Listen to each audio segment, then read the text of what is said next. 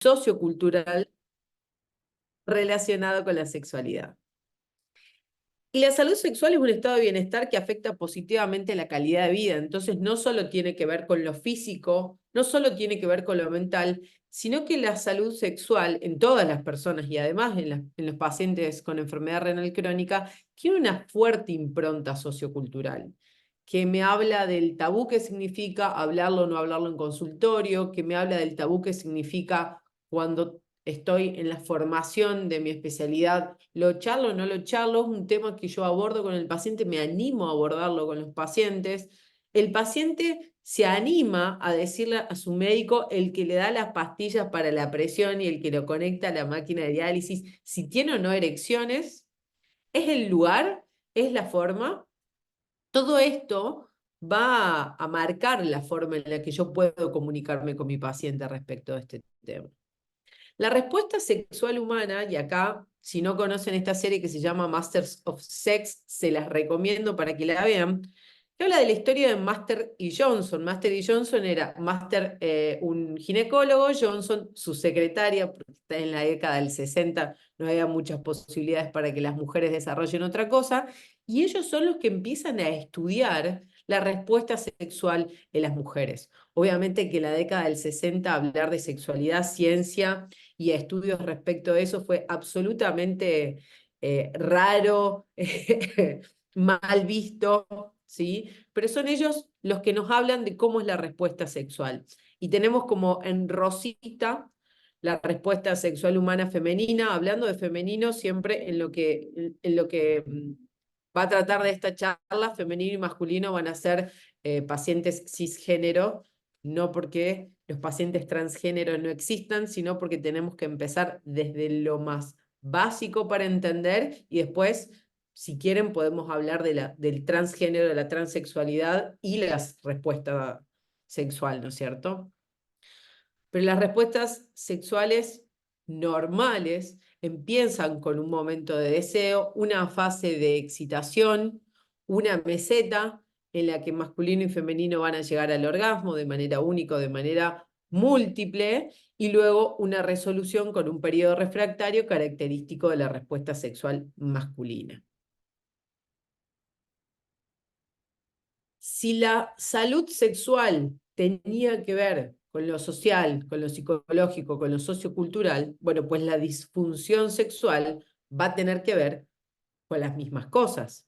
¿Y qué es la disfunción sexual? Bueno, es un trastorno que afecta el comportamiento sexual, que me impide disfrutar de relaciones sexuales e interfiere en mis relaciones personales y afecta negativamente a mi calidad de vida. Si yo pienso que una respuesta sexual normal tiene que ver con mi salud endocrina, mi salud vascular y mi salud neurológica, pues claro que los pacientes con enfermedad renal crónica van a tener afectado uno o estos tres parámetros, ¿no es cierto? Ya sea por su enfermedad de base o por su misma progresión de la enfermedad. Pero además tenemos lo social y muy arraigadamente lo de pareja, teniendo en cuenta que si yo tengo que dializar 3 veces al día, 4 horas, tengo que hacer todo un cambio en mi vida de pareja, en mi vida familiar, quién me lleva a dónde voy, quién me trae, quién me acompaña cuando vuelvo y me siento mal, cuando se me bajó la presión. Todo eso va a cambiar la forma en la que la pareja tiene su dinámica. Y además, lo propio, lo psicológico, mi relación con mi propio cuerpo, mi relación con mi propio deseo, eso se mantiene, no se mantiene, ¿sí?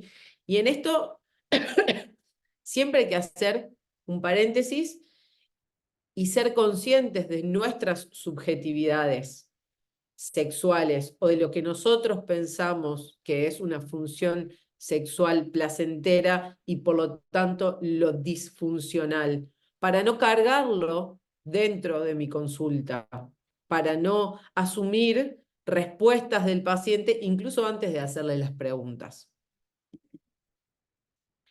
La disfunción sexual masculina tiene una fisiopatología, obviamente. Se altera el eje hipotálamo-hipofisio gonadal, y del 50 al 75% de quienes reciben hemodiálisis van a desarrollar un hipogonadismo hipergonadotropo. Y en esto entonces tengo algunos parámetros que puedo valorar por laboratorio, que es, bueno, tengo menos testosterona porque tengo este hipogonadismo. La menor cantidad de testosterona me va a desarrollar, bueno, una disminución de la libido, del deseo, la disfunción sexual eréctil per se, además de la disfunción sexual de toda la esfera humana. Puedo tener alteraciones cognitivas, puedo estar anémico, tengo una disfunción endotelial que seguramente ya tengo por mi enfermedad de base, pero además el déficit de testosterona me altera el funcionamiento endotelial. Si tengo asociado una enfermedad cardiovascular que me produce disnea de esfuerzo, bueno, esto también va a afectar al desarrollo de una relación sexual cómoda y placentera, ¿sí? Y este aumento de la mortalidad que yo puedo tener por mi enfermedad de base puede repercutir en mi esfera psicológica. Cuando baja la testosterona, sube el estrógeno. Esto de vuelta me hace un feedback negativo para tener aún más déficit de testosterona o generar ginecomastia. ¿Cómo puede cambiar la relación con mi cuerpo si de repente tengo ginecomastia? El aumento de la urea altera la espermatogénesis y esto lo tengo que tener en cuenta si la fertilidad es un parámetro que el paciente quiere abordar. Las infecciones o los fármacos, sondajes pueden alterar la eyaculación y la hiperprolactinemia también genera un déficit de testosterona, aumenta la ginecomastia, altera bastante la espermatogénesis, la prolactina, ¿sí? Y puede delimitarme una infertilidad y además una disminución de la libido. Sabemos que la concentración de testosterona y de prolactina luego del trasplante renal puede restablecerse, aunque no todas estas alteraciones van a volver a foja cero, por decirlo de alguna manera, una vez que yo pueda hacer mi trasplante. Y la fisiopatología de la disfunción sexual femenina, también tengo alteraciones del eje hipotálamo hipofisiogonadal. El déficit de estrógeno va a disminuir la libido, va a producir directamente infertilidad, alteraciones de la liberación de los ovocitos, puede marcarme una menopausia precoz, con no solo una grave afectación en lo que respecta a la reproducción, sino una disminución de la calidad de vida con algunos parámetros óseos, de calores, de lubricación vaginal, que afectan negativamente a mi salud sexual. El aumento de la urea produce alteración de la secreción de las gonadotropinas y el aumento de la prolactina, picos de estradiol que son cada vez más bajitos. La hiperprolactinemia, en el mismo sentido que en el masculino, va a producir una disfunción sexual, puede producir galactorrea, siendo esto súper infrecuente y claramente incómodo si yo no estoy lactando. Y la luteinizante y el estradiol, este pico preovulatorio que rara vez tiene lugar, la mayoría de los ciclos van a ser anovulatorios. También dice la bibliografía que luego del trasplante renal, los niveles, las concentraciones plasmáticas de estrógeno se restablecen, pero de vuelta, no todos estos cambios van a volver a foja cero porque van a depender de la enfermedad de base y del tiempo transcurrido hasta poder hacer la terapia de reemplazo con el trasplante renal. Repasamos muy rápidamente cómo es que se produce la erección, ¿sí? ¿Y qué es la disfunción sexual eréctil en masculina? La incapacidad persistente o recurrente para conseguir o mantener una erección suficientemente firme para llevar a cabo una relación sexual satisfactoria. ¿Qué es satisfactorio? Es absolutamente subjetivo y entonces no tiene que ver con mis ideas como doctora, como médica, sino qué es lo que es satisfactorio para mi paciente, en el contexto de mi paciente. Teniendo en cuenta que la erección es un fenómeno neurológico, porque tengo estímulos sexuales, vasculares, porque necesito tener una vasodilatación para poder tener un llenado de los cuerpos cavernosos, ¿sí? Y tisular, porque necesito que funcionen los tejidos, todo bajo un control hormonal y con los cambios que acabamos de ver, ¿sí? En el esquema de disfunción sexual eréctil, no nos sorprende que, por ejemplo, corríjanme ustedes, pero en Argentina, que la diabetes es la primer causa de enfermedad renal crónica, bueno, un diabético cuyos riñones ya dejaron de funcionar, que quizás tiene una retinopatía, que tiene alteraciones vasculares tróficas crónicas, y bueno, pues claro que el pene no va a ser la excepción a todo lo que está pasando en su cuerpo. Y nosotros, para poder generar esta vasodilatación y que se produzca la erección, necesitamos que el GMP cíclico, a través de una proteína quinasa, lo que haga es disminuir el calcio dentro de las células para que se relajen las arteriolas y se pueda producir el llenado de los cuerpos cavernosos. Y es aquí donde funcionan los inhibidores de la fosfodiesterasa 5, sildenafil, tadalafil, o sea, Viagra, Petrium y estos medicamentos, que lo que van a hacer es generar aún más óxido nítrico para que se produzca la vasodilatación. Si hablamos de disfunción sexual eréctil en general, el 52% de los varones presenta cualquier grado de disfunción sexual eréctil en la adultez, ¿sí? Y hasta el 10% de manera severa, sin que sean pacientes con enfermedad renal crónica. Pero además, los pacientes tratados con diálisis en enfermedad renal crónica en estadio terminal, la prevalencia aumenta hasta el 50%, variando entre 63 y 81 según los estudios. O sea, es absolutamente frecuente. Y los pacientes que han sido trasplantados, baja esta prevalencia, pero al 65%. Es decir, el trasplante no es la solución mágica, ¿sí? Bueno, esto que yo decía antes de la diabetes y este daño neurogénico y endotelial producido, por ejemplo, por la diabetes, por la hipertensión o por cualquier otra enfermedad que me pueda derivar en la enfermedad renal crónica. También los urólogos, que somos cirujanos, que somos un poco cortos a veces para entender cómo funciona el cuerpo, entendemos ya hace varios años que la disfunción sexual eréctil puede ser un síntoma centinela de una alteración cardiovascular, de enfermedades ocultas, de síndrome metabólico, y que nuestra respuesta no tendría que ser inmediatamente, tenés disfunción sexual eréctil, bueno, acá tenés el Viagra, se usa así, vete, sino que tenemos que abordar este tema, que tenemos que valorar la salud cardiovascular, vascular, endotelial del paciente, ¿sí? Y presentar esto, valorar esto, charlar esto con el paciente, va a permitir abordar mejor este tema en el consultorio. Entonces aquí, ¿cómo es el tratamiento de la disfunción sexual eréctil? Bueno, en la primera línea son los inhibidores de la fosfodiesterasa 5 que trabajan aquí, ¿sí? Pero los inhibidores de la fosfodiesterasa 5 tienen cierto efecto inhibidor de la citocromo P 450, y tengo entendido que algunas de las medicaciones que se usan para manejar el aparato inmunológico después del trasplante renal funcionan también en la citocromo. No hay estudios. Melis se prendió el micrófono y me estoy escuchando a mí misma. Ahí está. No hay estudios que, por lo menos que yo haya leído, que digan que no se pueden usar los inhibidores de la fosfodiesterasa en pacientes que usan, por ejemplo, tacrolimus, pero bueno, hay que tener cierto cuidado respecto de qué tanto vamos a cargar a esta enzima. Después tenemos en segunda línea las bombas de vacío que se utilizan para la disfunción sexual eréctil.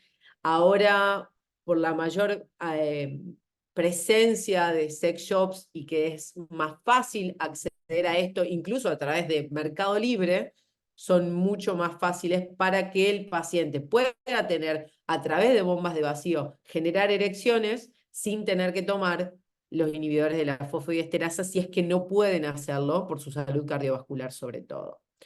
Luego tenemos inyecciones intracavernosas, que son preparados de 3 drogas que el paciente se inyecta con una tuberculina en el cuerpo cavernoso para lograr una erección en el momento. Y como última línea, la prótesis de pene, que puede ser maleable o inflable, y que lo que le permite al paciente es generar una turgencia en el pene, pero bueno, no tiene asociada estas fases que hemos visto de la respuesta sexual, porque es absolutamente mecánico. Quiero tener relaciones sexuales, lleno la bomba o levanto el pene y puedo tener la relación y no voy a tener todas estas fases que hemos hablado antes de el deseo, la excitación, la meseta y el orgasmo. ¿Sí? ¿Vamos bien hasta ahora? Sí, perfecto. Listo. Bueno, entonces hablamos recién de la disfunción sexual eréctil propiamente dicha, o sea, no tengo erecciones o no tengo erecciones satisfactorias. ¿Qué es lo que sucede con el deseo sexual? Que era la primer parte, la primer fase de todas estas fases que vimos recién de la respuesta sexual. La libido me va a disminuir en relación directa con el descenso de la testosterona. Y el descenso de la testosterona también se produce en un paciente añoso de manera fisiológica. Esto se llama, entre comillas, andropausia, ¿sí? Entonces podemos sumar la disminución o el déficit de testosterona propio de la edad del paciente, pero sumado a la alteración metabólica y endocrinológica que tiene su enfermedad de base. Además, la hiperprolactinemia, muy frecuente, es otra de las causas que hace que descienda aún más la libido, ¿sí? Produciendo una reducción de la esteroidogénesis testicular. Entonces, como la testosterona sale del colesterol, bueno, pues ahí también tendré aún menos testosterona. ¿Cómo puedo tratar, cómo puedo ayudar a un paciente que me consulta o que le llama la atención su disminución del deseo? El primer escalón, la primera fase, es la modificación de los estilos de vida que no son saludables. Por ejemplo, hacer ejercicio, ¿sí? Hacer ejercicio aumenta el metabolismo de los andrógenos en los músculos, entonces me aumenta la testosterona libre. Yo puedo tener testosterona libre asociada a proteínas, la que yo necesito, la que es funcional, es la testosterona libre. Si yo tengo una sospecha clínica, ¿sí? De andropausia, de descenso de concentración de testosterona, porque además de tener la libido baja, tengo disfunción eréctil, tengo disminución de la masa muscular o de la fuerza, tengo aumento de la masa magra, tengo disminución de la vitalidad o un hábito depresivo. Bueno, si yo creo que este paciente está debajo de los valores normales, puedo dosar la testosterona, ¿sí? Y puedo iniciar un tratamiento sustitutivo con testosterona, ya sea intramuscular o a través de geles. La evidencia actual no es determinante sobre el tratamiento con testosterona en pacientes con enfermedad renal crónica y determinante en el sentido de ¿se puede o no se puede? No encontré ninguna guía ni ningún estudio que diga sí o no de manera taxativa, entonces sugiero que si la disminución del deseo sexual es un problema para el paciente, se lo pueda abordar junto con un andrólogo urólogo y con un sexólogo. Siempre que, o como hija de la medicina basada en evidencia, siempre que quiero saber si algo está bien o no está bien o en dónde estamos parados, busco evidencia científica. Y Cochrane es de la mejor evidencia que nosotros podemos tener y hay un review sobre las intervenciones para el tratamiento de la disfunción sexual en la nefropatía crónica, que es del 2010. En este estudio de Cochrane hay 15 estudios, ¿sí? Solo un estudio reclutó mujeres, todos los demás son solamente de varones y se evaluaron inhibidores de la fosfodiesterasa 5, zinc, vitamina E, vitamina D o bromocriptina, ¿sí? Los inhibidores de la fosfodiesterasa 5 y el zinc se consideran intervenciones prometedoras para el tratamiento de la disfunción sexual en los hombres con nefropatías crónicas. Las pruebas que apoyan su uso sistemático en los pacientes son limitadas, es decir, no se lo vamos a dar a todos, ¿no? Pero se lo puedo dar y esto tiene una respuesta positiva. Aún existe la necesidad insatisfecha de estudiar las intervenciones para la disfunción sexual tanto en hombres como en mujeres, dada la carga importante de la enfermedad. ¿Podríamos tener mejor calidad de estudios? Podríamos tener mejor calidad de estudios. Sin embargo, los inhibidores de la fosfodiesterasa pueden ser una herramienta que uno pueda usar con seguridad para ayudar a nuestros pacientes. Y aquí un poco termino con lo que es masculino, es decir, falta de deseo y disfunción sexual eréctil, como los dos ejes más importantes de consulta en la población masculina. Y paso a la población femenina, ¿sí? Y el título es Deseo sexual hipoactivo. ¿Qué significa esto? La falta de interés crónica o continua de esta persona en el sexo hasta el punto de generar una angustia personal o en la relación. Este diagnóstico de deseo sexual hipoactivo es válido en todos los géneros, sin embargo, es más común en mujeres. La Mayo Clinic dice que el 40% de las mujeres van a ser diagnosticadas con el trastorno de deseo sexual hipoactivo en algún momento de su vida, lo que convierte a esta disfunción en la disfunción sexual femenina más común.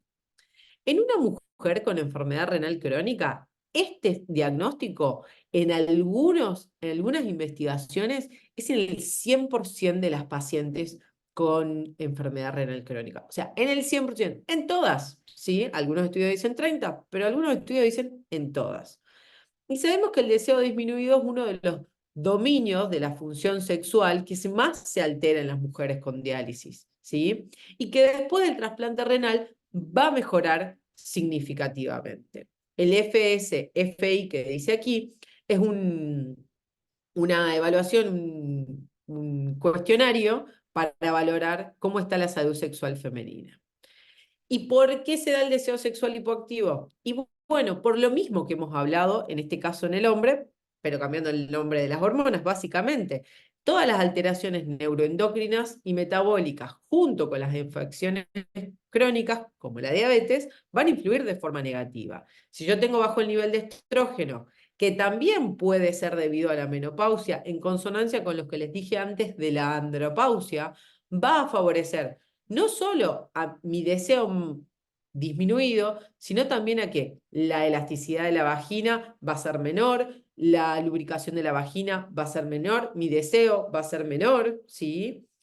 Y esto me llama la atención y lo copié, porque cuando yo leí los artículos que valoraban el deseo sexual o la alteración sexual en el grupo hombres, varones, nunca leí que hicieran mención a la acción en pareja, pero cuando empecé a leer en artículos sobre mujeres, empecé a observar cómo esos artículos sí valoraban la relación de pareja y esta relación insatisfactoria que puede producirse, entre otras cosas, porque uno de los dos en la pareja se transforma en el cuidador, produce una distimia, produce una alteración, ¿sí? Entonces, ¿cómo es que el hecho de que la mujer sea la enferma y el hombre el cuidador está valorado como una de las causas para que baje el deseo? Pero no leí nunca que lo hayan investigado de la otra manera, es decir, parece que la mujer cuidadora no produce una alteración en la relación de pareja. Y si yo me siento mal, ¿qué puedo hacer para ayudar a mi paciente? Bueno, puedo prescribir un inhibidor de la recaptación de la serotonina, ¿sí? Para mejorar el deseo, o sea, para mejorar el humor de la paciente, para que esté menos depresiva, ¿sí? Pero esto también va a actuar porque la serotonina también actúa dentro de nuestra cascada de neurotransmisores que desfavorecen el deseo sexual. Y todos los factores psicológicos como la ansiedad, la desmotivación, los trastornos del estado de ánimo, obviamente van a afectarse de manera negativa al deseo sexual. En la actualidad, no hay ningún tratamiento aprobado con indicación precisa y única para actuar sobre la falta de deseo en cualquier etapa de la vida de la mujer, ¿sí? O sea, como a los hombres le damos testosterona cuando tienen el deseo bajo, no tenemos nada para darle a las mujeres cuando tienen el deseo bajo, ¿sí? Si tengo síntomas clínicos de déficit androgénico y testosterona, porque las mujeres también tenemos testosterona y la testosterona en las mujeres puede ser una herramienta interesante para usar para favorecer el deseo, puedo sustituir bajas dosis de andrógeno en las mujeres, ¿sí? Y esta gran lista de medicamentos que incluyen el sildenafil en mujeres son todos tratamientos de dudosa o escasa evidencia científica para tratar o el deseo sexual hipoactivo o el trastorno de la excitación sexual o el trastorno del orgasmo femenino. Hablamos de la falta de deseo, también va a haber una alteración en las fases de la excitación, también en la mujer, ¿sí? Los cambios genitales durante la excitación que suceden internamente y no externamente como una erección que es bastante fácil de medir, incluso para los médicos en consultorio con Rigiscan. La lubricación vaginal, la tumescencia del clítoris, de los labios menores, el alargamiento y la dilatación del fondo vaginal, ¿sí? Estos cambios van a estar alterados en las pacientes con enfermedad renal crónica. Y esta disfunción sexual femenina de la excitación se va a definir como la persistente o recurrente incapacidad para lograr o mantener tanto la excitación sexual como la lubricación, y esto cause angustia personal, ¿sí? ¿Por qué se da esta disfunción sexual de la excitación? Vuelve a ser lo mismo, ¿sí? Tenemos mayor prevalencia en pacientes con factores de riesgo cardiovascular, donde se altera este equilibrio que necesitamos entre neurológico, entre hormonal, entre vascular, entre psicológico, entre social, para mantener una respuesta sexual adecuada o satisfactoria. El déficit de estrógenos circulantes produce alteraciones estructurales en la vagina y en el clítoris y van a generar trastornos de lubricación que de vuelta son súper frecuentes en la menopausia, ¿sí? Y además producir dispareunia. Si yo no puedo excitarme, si yo no tengo deseo, si yo no puedo excitarme, si yo no me lubrico y además cuando voy a tener relaciones me duele, bueno, no hay nada ahí que sea simpático y digno de ser vivido, ¿no?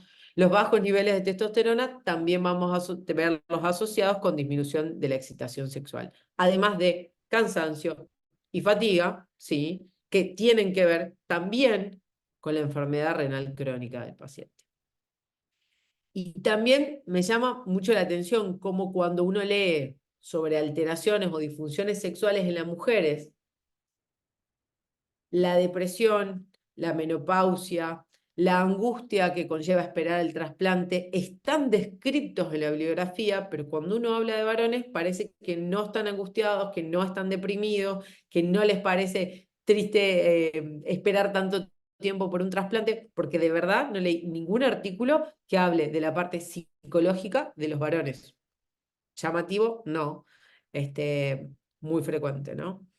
Aquellas mujeres que previamente habían estado en hemodiálisis y a las que se las trasplantó van a mejorar con diferencias estadísticamente significativas todos los dominios de este cuestionario que se llama FSFI, tanto el alivio, tanto la excitación, tanto la lubricación como el dolor. Es decir, el trasplante va a tener un cambio positivo en la vida de nuestras pacientes. De las pacientes que respondieron a este cuestionario y en un artículo, el 15% reportó poca o ninguna excitación sexual, ¿sí? Hablaron de que la lubricación era extremadamente difícil y el 1%, que parece poco, pero si sos el 1% no está bueno vivirlo, presentaron mucho dolor durante la actividad sexual. ¿Cómo podemos tratar? ¿Cómo podemos ayudar entonces a nuestros pacientes si tienen estas disfunciones sexuales en la excitación? La terapia hormonal estrogénica va a mejorar la sensibilidad del clítoris y la lubricación. Se puede hacer tratamiento o sustitución hormonal local a través de cremas, a través de óvulos, ¿sí? Esto también disminuye bastante y está probado las infecciones urinarias a repetición que se producen por alteraciones tróficas vaginales en la menopausia, entonces podrían mejorar en 2 parámetros, ¿no es cierto? Y como terapia no hormonal pueden emplearse los inhibidores de la fosfodiesterasa 5, ¿sí?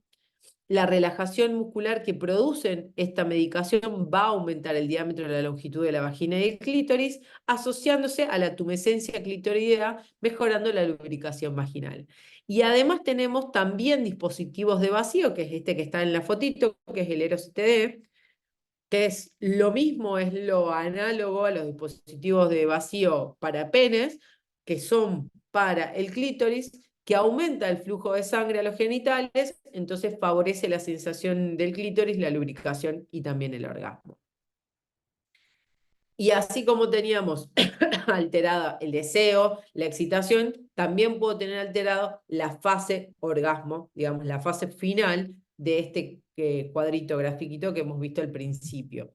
El trastorno del orgasmo femenino está definido en el DMC5, 4 en este caso, como una alteración persistente o recurrente o ausencia del orgasmo posterior a una fase de excitación sexual normal. Es decir, tengo deseo, tengo excitación, tengo meseta, no llego, o está raro, o no puedo llegar al orgasmo. Si este no causa dificultad o estrés, no se hace el diagnóstico del trastorno del orgasmo femenino. Cuando hablamos de anorgasmia, es un absoluto, ¿no es cierto? No es como alterado a veces, sino no hay nunca. Varía entre el 24 y 37% de las personas. Junto con el deseo disminuido, o sea, junto con la parte que falla en el primer momento de la fase de excitación, que es el deseo, son las dos alteraciones más frecuentes que tienen las mujeres en general, ¿sí? Y son tanto la excitación como el orgasmo los hallazgos que más severamente afectan a la salud sexual en las mujeres que hacen diálisis. En un estudio de 659 mujeres que completaron este cuestionario, el 75% informó no tener orgasmo o tener dificultad extrema para conseguirlo. Vimos entonces que el 100% en algunos estudios tiene alteraciones de la excitación, el 75% del orgasmo. Fíjense qué números tan altos, para algo que es tan importante en la vida como tener una salud sexual que sea satisfactoria. Entre las posibles etiologías del trastorno del orgasmo femenino, puedo tener alteraciones propias de la enfermedad renal crónica, como el hipoestrogenismo, la hiperprolactinemia o el hipoandrogenismo, y las mujeres que toman inhibidores selectivos de la recaptación de serotonina, se observa en el 50% de ellas ausencia o retardo del orgasmo. Entonces, de vuelta también, esta medicación que yo le puedo dar a mi paciente que está un poco deprimida, cómo me puede afectar muy negativamente en una parte de su salud, que es la salud sexual, que además ya sabemos que por la propia fisiopatogenia de la enfermedad renal crónica va a estar afectada. Y otra cosa que encontré cuando leí sobre mujeres y que no encontré ningún artículo cuando leí sobre varones, era la baja autoestima asociada a la alteración de la imagen corporal. Entonces, se ve que los hombres no se angustian, no se deprimen y tampoco les interesa nada de su cuerpo. Esto lo hago con un tono jocoso. Claramente los pacientes se deprimen y se angustian por no llegar al trasplante. Claramente una persona que está hace mucho tiempo en diálisis o que de repente le amputaron un pie por su enfermedad de base, va a tener una alteración de la imagen corporal. Y es muy macabro de nuestra parte pensar que como es varón, eso no le va a afectar, ¿sí? Las fístulas, la palidez, la atrofia muscular, el cansancio crónico, la alteración de la piel que tienen los pacientes, el cambio en la coloración, todo eso va a impactar negativamente en su autopercepción, en su imagen corporal, y cómo esto no va a afectar en su sexualidad. Siempre tenemos que tener en cuenta, cuando hablamos de los trastornos femeninos, que no se presentan de manera aislada. El del orgasmo no se va a presentar de manera aislada, habitualmente viene con alteraciones en la fase de excitación o de deseo, ¿sí? Y que es fundamental en este trastorno abordarlo junto con un sexólogo, un psicólogo, para promover cambios cognitivos conductuales, además de ver cómo puedo si hay algo medicamentoso, farmacológico, de vuelta, los estrógenos son muy buenos en estas situaciones, que puede hacer que yo pueda ayudar al paciente, ¿sí? El uso del sildenafil, algunos estudios lo marcan, incluso en pacientes femeninas, que mejora la sensación y la habilidad de conseguir el orgasmo. ¿Por qué? Y bueno, porque hace una vasodilatación, y para que haya deseo, lubricación, tumescencia del clítoris, también las mujeres necesitan aumentar la llegada de sangre a la pelvis. La diferencia radicalmente es la cantidad de sangre que un pene necesita y una pelvis femenina necesita para generar estos cambios, pero puede ayudar, puede hacer un cambio positivo en nuestros pacientes. En esta revisión sistemática y metaanálisis sobre disfunción sexual en mujeres, que de vuelta es uno de los pocos que encontré, que es de mayo del 2021 y es del Journal of Sexual Medicine, que es un muy buen journal sobre este tema, ¿sí? Obviamente que nos dice que los síntomas sexuales nos van a afectar negativamente a la calidad de vida y que merecen una atención clínica apropiada, ¿sí? ¿Tenemos estudios que nos dicen cómo los tenemos que tratar, cómo los tenemos que abordar? No, no tenemos estudios. No tenemos estudios, no tenemos recomendaciones clínicas, no tenemos guías clínicas, pero bueno, sabemos que es una necesidad que nos enfoquemos en esto. ¿Alguna pregunta o algo para decir respecto de salud sexual? Vamos a pasar muy chiquitito a reproductivo. No sé si alguien tiene alguna pregunta, si no seguimos y bueno, al final preguntan como quieran. No, un pequeño comentario. Gracias, Guadalupe, por tu charla, es muy buena. Y abordas un tema que incluso en la literatura está acotado. Si vos agarras los libros de nefrología clínica y lees insuficiencia renal, cuando llegas al tema este, son 20 renglones, y creo que me extiendo. Entonces, solo un pequeño comentario, que el gran cambio en la nefrología y en la salud sexual se produjo con la introducción de la eritropoyetina. Muchos de ustedes obviamente no eran médicos, quizás algunos no habían nacido, pero la eritropoyetina cambió la salud en general de los pacientes en diálisis, y ni qué hablar de lo que hace a lo sexual. Si uno veía a los pacientes antes que eran anémicos crónicos, que vivían con hematocritos de 18, 19, pero eran un desastre en todo aspecto, en rendimientos cognitivos, en rendimiento físico y obviamente en este tema también, ¿no? Entonces, yo solo quería destacar eso. Probablemente lo vi que está el doctor Aliciardi y algún otro colega que vivió la etapa previa a la eritropoyetina muy fuerte, y les aseguro que fue un cambio terrible. Y esto que estás hablando, Guadalupe, te agradezco porque realmente es un gran aporte a nosotros, porque es algo que lo pasamos o lo soslayamos diaria y cotidianamente. Así que gracias. Nada más, ese era mi comentario rápido. Muchas gracias, Doc.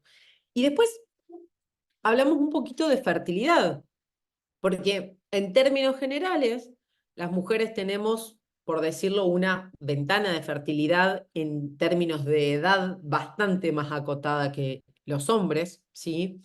Y el deterioro de la fertilidad es una comorbilidad muy importante en las mujeres menores a 40 años que requieren hemodiálisis crónica. La insuficiencia ovárica primaria es más prevalente que en la población general. Y además tenemos menopausia no precoz, porque eso es un diagnóstico, pero una menopausia que se adelanta en las mujeres que están haciendo hemodiálisis en comparación con las mujeres sanas. ¿Qué significa infertilidad? ¿Cuál es la definición? La imposibilidad de lograr un embarazo luego de un año de relaciones sexuales regulares sin métodos anticonceptivos. La población general tiene una prevalencia de infertilidad que varía entre el 8 al 12%, y siempre que hablamos de infertilidad tenemos que hablar de causas femeninas, causas masculinas o causas de la pareja, ¿sí? Más o menos el 70%, porque es lo femenino más lo de la pareja, es lo que le podemos echar la culpa a las mujeres en este porcentaje de infertilidad, ¿sí? Las mujeres con este dato me parece también importante, como vimos que casi el 100% tiene alteraciones en el deseo y el 75% en el orgasmo, más del 90% de las enfermedades, de las pacientes con enfermedad renal crónica terminal en estadio más avanzado, más del 90% tiene infertilidad, ¿sí? Y lograr un embarazo en hemodiálisis es raro, la prevalencia es muy baja, 40 veces menor que la población general. Puede ser que entonces buscar un embarazo no sea lo óptimo, lo que ustedes le vayan recomendando a las pacientes que están en diálisis, ¿no? Pero esta alteración que se va sumando a medida que va pasando cada vez más tiempo que las pacientes están en diálisis, esta función ovárica que ya por naturaleza nosotras tenemos 35 años, digamos, con un límite bastante claro de buenos ovocitos, ¿sí? Se sigue deteriorando y la reserva ovárica se desploma. Además, tengo ciclos menstruales irregulares, generalmente anovulatorios, entonces si estamos buscando lograr un embarazo, bueno, incluso buscando buenos días y haciendo bien la tarea, si mis ciclos son anovulatorios y cada vez tengo menos reserva ovárica, es un problema la fertilidad si yo soy una paciente con enfermedad renal crónica y estoy haciendo hemodiálisis. Y esto es importante que nosotros lo charlemos muchas veces de manera, diría, preventiva con nuestras pacientes. Porque si tenemos una paciente joven, el hecho de desarrollar en una consulta, aunque sea la pregunta de, che, ¿vos en algún momento quisieras quedarte embarazada? La pregunta puede ser, la respuesta puede ser sí, no, no lo sé, lo tengo que pensar, no es algo que esté pensando ahora. Bueno, yo te lo digo porque quizás en el futuro te cueste bastante, quizás en el futuro no sea tan fácil. Entonces, también darle información de que no es que el embarazo es súper fácil de lograr, ni siquiera es parecido al resto de la población. ¿Y qué sucede después de que tanto hombres como mujeres se trasplantan? Bueno, en hombres mejora la motilidad de los espermatozoides, vuelven a niveles normales la mayoría de los pacientes, folículo estimulante, luteinizante, baja la prolactina, sube la testosterona, mejoran la calidad de vida entera. El IF-5 es un cuestionario que nosotros usamos para valorar función sexual masculina, mejoran entre el 40 y el 70%, o sea, una gran mejoría de su salud sexual o de su función sexual luego del trasplante. Se estima que el trasplante renal puede mejorar en el 75% de los pacientes estas disfunciones sexuales, aunque pueden persistir hasta en la mitad de los pacientes. Es decir, el trasplante es mágico, no es mágico, es muy bueno, los va a ayudar un montón, pero puede ser que queden con alguna disfunción y si es un problema para el paciente y desea tratarlo, bueno, tenemos que ayudarlo, tenemos que valorar eso en nuestra consulta. En términos femeninos, el cuestionario mostró mejoras significativas en todos los dominios, en los 4 dominios, y el perfil hormonal mostró una correlación significativa entre los niveles de prolactina, bajan, y la disfunción sexual. Entonces, baja la prolactina, disminuye la disfunción sexual, mejora la salud sexual y reproductiva de las mujeres, pero también tenemos que tener en cuenta que no tenemos datos, que no sabemos en qué porcentaje esto mejora, pero sabemos que mejora. Esto me parece de vuelta interesante de plantear, no me llama la atención siendo una persona que estudia sobre la disfunción sexual masculina y qué es esto que tenemos acá. Esta revisión sistemática, ¿sí?, de qué es lo que le sucede a los pacientes en su salud sexual después del trasplante incluye 1.200 hombres y 300 mujeres. No me llama la atención porque es muy frecuente que la salud sexual femenina no sea tan estudiada como la masculina en la literatura. Pero me parece muy importante que nosotros también podamos hacer esa crítica de que no tenemos datos, pero no tenemos datos porque no se está estudiando. Bueno, empecemos a estudiar en este sentido para que podamos ofrecerle a nuestras pacientes femeninas una mejor calidad de atención respecto a su esfera sexual. Terminamos con los datos duros y les voy a hacer algunas consideraciones personales respecto de cómo es mejor o cuáles herramientas podemos tener para lograr en el consultorio espacios seguros de cuidado y de valoración para hablar de un tema tan tabú como es la salud sexual. Tratemos de generar espacios de escucha en el consultorio y lograr la libertad y el entendimiento para que nuestros pacientes se animen a hablar con nosotros de este tema. Entender y respetar la diferencia entre género y sexo, ¿sí? Sexo son los aspectos biológicos que tienen todos los seres sexuados, y el género es el rol, el comportamiento, la actividad, el atributo que la sociedad muestra, impone como apropiado para mujeres y para varones, y que cambia radicalmente según en qué lugar del planeta Tierra estemos parados. Tratemos de erradicar en el consultorio, cuando estamos hablando con un paciente, con una paciente sobre su salud sexual, los conceptos que tenemos bastante arraigados de binarismo, de heteronormatividad y de heterosexismo.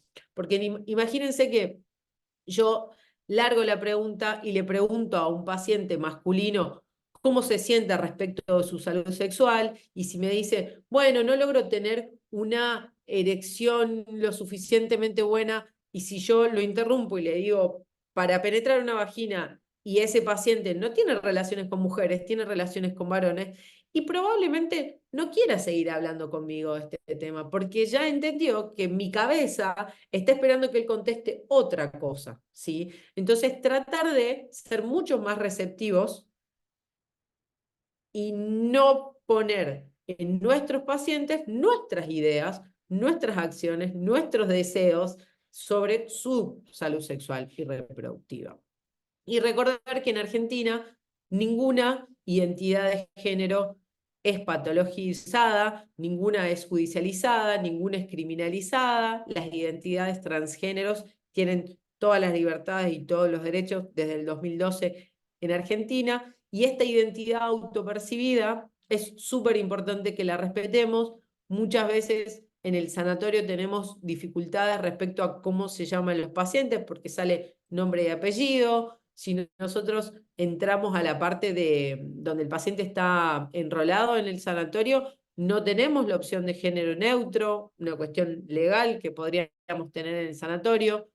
Y si de repente viene una persona cuya estructura anatómica me da a pensar en masculino, pero desea que yo la llame Carla, corresponde que la llame Carla.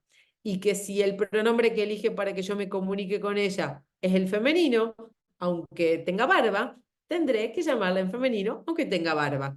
Y a veces puede resultarme difícil, puede resultarme raro, no estoy entrenado para hacer eso, pido disculpas y continúo la consulta. ¿Sí? Aquí les dejé la bibliografía y eso sería todo. Muchas gracias por su atención. Quedo abierta a preguntas. Bueno, Guada, la verdad que buenísima la charla. Es un tema que realmente cuando planteamos las actividades académicas de este año lo planteamos porque es un tema que creo que muchas veces en la consulta, bueno, el Belén que está en la sala de diálisis, y a mí cuando he estado me ha pasado que pacientes por ahí me preguntan, inclusive cuando son hombres con las mujeres nos piden perdón por consultarnos esto. Creo que es algo muy frecuente, sobre todo en los pacientes que tratamos nosotros diariamente, por lo cual creo que es muy bueno saber cómo abordarlo, cómo tratarlo, cómo encararlo, cuándo consultar y sobre todo generar el espacio de confianza para que ellos se animen a hablar con nosotros independientemente de si somos doctoras o doctores, pero que se sientan cómodos porque es algo que realmente creo que afecta mucho la vida de los pacientes y que dentro por ahí del contexto y del panorama global uno no lo tiene tanto en cuenta. Así que muchas gracias. Dejo abierto para que pregunten, consulten y demás.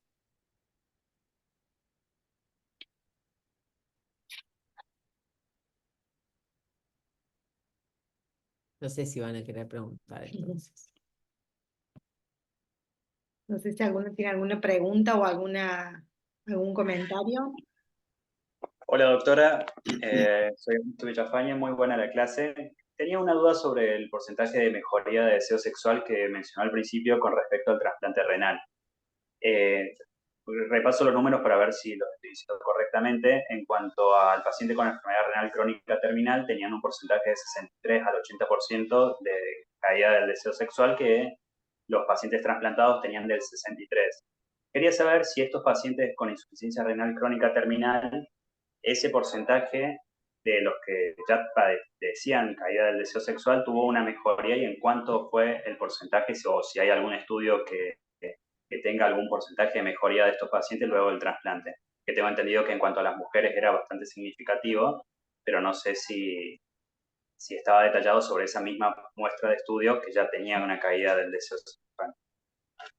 Mira, acá en esta última diapositiva, estiman que el trasplante renal puede mejorar en el 75% de los pacientes alguna de las alteraciones. Lo que sucede con la mejoría que uno puede tener respecto al trasplante es que hay tantísimas variables como las variables mismas que generan la propia disfunción sexual eréctil. No es lo mismo, como ejemplos burdos, te voy a decir, un paciente con disfunción sexual eréctil, diabético, con retinopatía diabética, trasplantado y que le amputaron un pie, que estuvo 15 años en diálisis y después lo trasplantamos, a un paciente y que tiene 70 años, a un paciente que tiene 45 y quizás los mismos factores de riesgo. ¿Me explico? Entonces, el porcentaje de mejora es muy variable en esta población. Va a mejorar el trasplante mismo, la sintomatología, porque va a mejorar la cantidad y la calidad de testosterona que tiene el paciente. Entonces, desde ese punto de vista, todos van a mejorar algo. Ahora, al 100%, probablemente ninguno. No sé si con eso Sí, Doc, contesté. muchas gracias. Yo quería preguntar algo, Buenísima Guada, la charla, Guada. No sé Perdón, Mary. No, le quería preguntar, Guada, si hay algún estudio que hable de tiempos en relación a esta mejoría de la función sexual después del trasplante. ¿Hay algo Bien. estudiado en eso o no? La mayoría de las encuestas, ¿sí?, las hacían entre 3, 6 y un año posterior al trasplante. Esos eran los momentos de las encuestas de los IF5. Así que eso es lo que ven algunos de los, digamos, cuando lo valoran estos artículos. yo lo que te quería preguntar, Guada, con respecto ahí, cuando mencionaste las terapias que se pueden usar, ya sea tanto fármacos como bombas y demás, en cuanto a los pacientes diabéticos, que por ahí constituyen el grupo más amplio de pacientes que nosotros Sí. tenemos en la consulta, tanto en diálisis como pacientes con insuficiencia renal crónica previo a la diálisis y los pacientes trasplantados, si por ahí ustedes tienen mayor beneficio o mejores resultados en realidad con el uso de de venodilatadores o de bombas de vacío, bueno, porque por ahí el más conocido es la medicación y por ahí no tanto lo otro, entonces, ¿qué experiencia tienen sobre todo en los pacientes diabéticos, que es lo más común?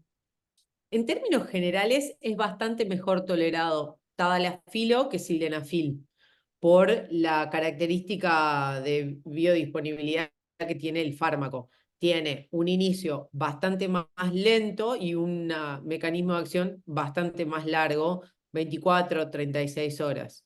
El sildenafil actúa rápidamente y se va rápidamente. Entonces el sildenafil suele tener asociado más cefalea, más enrojecimiento facial, más congestión nasal, como que es más incómodo de usar el sildenafil, es muy como para ahora, en cambio el tadalafilo es más para el fin de semana, si me entienden. Bien, De sí. hecho, nosotros usamos el tadalafilo cuando hacemos las prostatectomías radicales por cáncer, el paciente se supone que al día después de la cirugía nosotros ya le tendríamos que dar Tadalafilo 5 para empezar a rehabilitar la parte neurológica y vascular para tratar de tener una buena respuesta sexual después de la cirugía. Entonces, Tadalafilo tiene una mejor tolerancia para el paciente. Las bombas de vacío son más bien utilizadas conjuntamente con un inhibidor de la fosfodiesterasa o en pacientes que no pueden tomar los inhibidores de la fosfodiesterasa. Bien. Y son como bastante más para el momento, ¿sí? Como, o pacientes que tienen una insuficiencia cardíaca congestiva muy severa y no le podés dar medicación, entonces, bueno, vas con el vacío. Pacientes lo toleran bien, hay pacientes que les resulta bastante raro y prefieren ir directamente también a la prótesis. ¿Sí? Bien. Ya eso es muy... Sí, Juanchi, sí me puede hacer una pregunta. Eso, digamos, si vos... mi recomendación sería, si ustedes valoran que realmente es un problema para el paciente y quiere abordarlo, bueno, ya derivarlo a un urólogo andrólogo Bien. o un sexólogo que también haga la parte de andro para poder dar medicación y valorar si de vuelta la testosterona, el tratamiento suplementario con testosterona es el adecuado en el paciente. Bien, perfecto. Buenas tardes, gente. Yo justo iba a preguntar. Ahora que hablaste de la... Perdón, Juanchi.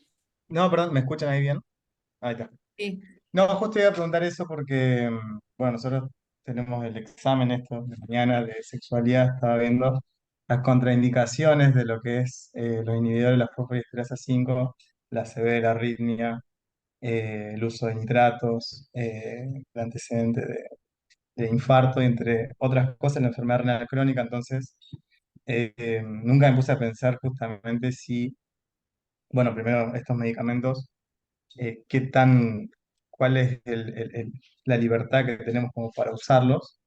Y en segundo caso, si se modifica justamente, bueno, paciente en diálisis, creería que no, el tema de la dosis, pero bueno, nunca me había puesto a pensar en esto, entonces, pero creo que ahí ya lo respondiste, wow, o sea, si se Si complica nosotros, mucho. Juanchi, si nosotros, Juanchi, no le damos a nuestros pacientes inhibidores de fosfodiesterasa ante cualquiera de estas contraindicaciones, nos quedamos sin pacientes para darle inhibidores de la fosfodiesterasa, porque ¿quiénes son los que necesitan Claro, ayuda? Los mayores que de tienen 65 años, todas enfermedades, las patologías. claro, los añosos, los que tienen enfermedades cardíacas, los que tienen enfermedades vasculares, entonces como que si respetaba a rajatabla esas contraindicaciones, no tenés, Bien. se va a los de 18, que está mal hacerlo, ¿entendés? Entonces, Claro. no habría dificultad para proponérselo al paciente, siempre, como toda la medicación, empezar titulando de a poco, empezar de vez en cuando, valorar respuesta. No solo es darle el tadalafilo, el Petrium y mandarlo, sino explicarle las fases.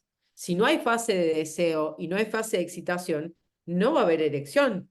Esto tengo que tener un tiempo para educar al paciente y decir, no es que vos tomás la pastillita y de repente tenés una erección como nunca antes has tenido en tu vida.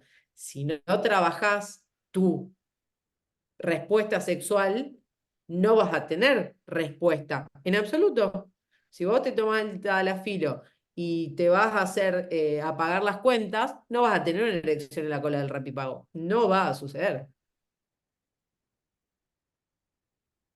Bien. Gracias. Vos. De nada. Belu, vos que justo habías...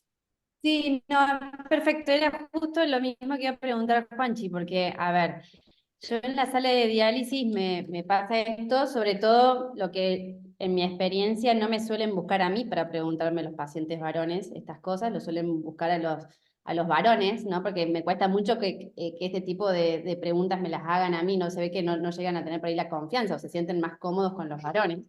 Y siempre me genera esta duda, porque la mayoría tiene insuficiencia cardíaca, algún tipo de arritmia, algún antecedente de cardiopatía isquémica, y siempre me da un miedo darle el inhibidor de fosfodiesterasa. Entonces, bueno, esa era la duda. Si arrancamos con alguna dosis en particular, bueno, Mira, el tadalafilo o cómo tiene la dosis. hacer con eso. Pero bueno, fue un poco la misma de Juan. El tadalafilo más chiquito es de 5 miligramos, ¿no? El más grande es de 20, pero se puede empezar a titular con el de 5 y ver cómo le va al paciente, que es una dosis baja para nosotros. Habitualmente, ¿cómo lo usan, Guada? ¿Empiezan con una dosis baja todos los días? O Eso, no, todos los días nosotros lo usamos para rehabilitación bien, post-prostatectomía, digamos. Es perfecto. a demanda, Bien. pero va a depender del deseo sexual del paciente, que tantas relaciones quiere tener por semana, ¿sí? Muchas Ujú. veces los pacientes que son un poco más grandes, que organizan, no sé, un fin de semana largo que van a ir con la pareja a algún lugar, bueno, Bien. entonces antes de ese momento, digo, de hecho la propaganda, el Petrium, es un auto yendo así por un campo A un viaje. potable a un viaje. Esa es la Bien, propaganda del Petrium, bien, ¿sí?